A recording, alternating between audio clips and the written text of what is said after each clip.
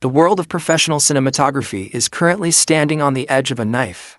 For the past few years, one camera has dominated the kits of independent filmmakers, high-end YouTubers, and documentary crews across the globe. That camera is the Sony FX3. It was a disruptor. A device that took the legendary sensor of the A7S III and shoved it into a rugged, fan-cooled cinema-focus body that looked like nothing else on the market. But in the fast-paced world of silicon and glass, being the king is a dangerous position. The competition is closing in. Canon is breathing down Sony's neck. Blackmagic is pushing the boundaries of raw internal recording, and the filmmakers who rely on the FX3 are starting to ask the same question. What's next? The whispers of the Sony FX3 II are no longer just internet chatter. They have become a roar. We are talking about a camera that isn't just an update, but a total reimagining of what a compact cinema line camera can achieve. Today, we are going deep. We are uncovering the leaked specifications, the secret sensor technology, and the radical AI-driven features that Sony is preparing to drop like a bomb on the industry. If you make a living behind a lens, or if you dream of telling stories that look like they belong on the big screen, you cannot afford to look away. We are breaking down every secret of the FX3 II, and by the end of this, you'll understand why the entire industry is about to be turned upside down. In this video, we have to look at the cinema line philosophy. Sony didn't just build a camera with the FX3, they built a workflow.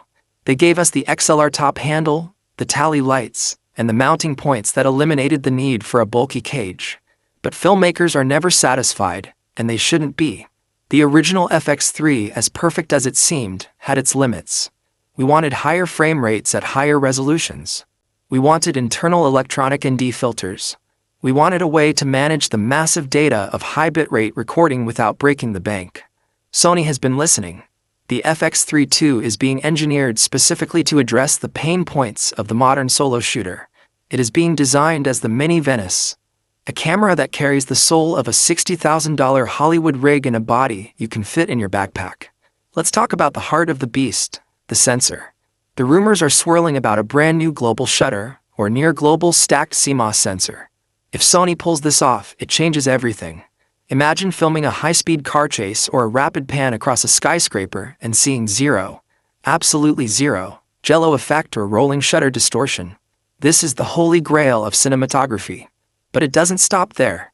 We are looking at a jump in resolution that is being carefully balanced with low-light performance. There is a strong possibility of a 15-megapixel, or even a 20-megapixel sensor that uses dual-base ISO technology to deliver clean, noise-free images even in situations where there is almost no light.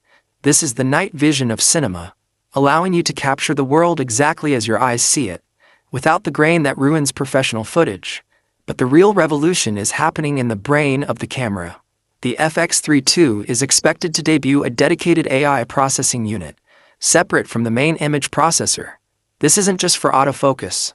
While the autofocus will be sticky enough to track a subject through a forest of trees, the AI will also handle real-time dynamic frame stabilization and auto-composition. Imagine a camera that can internally track a subject and crop in digitally while maintaining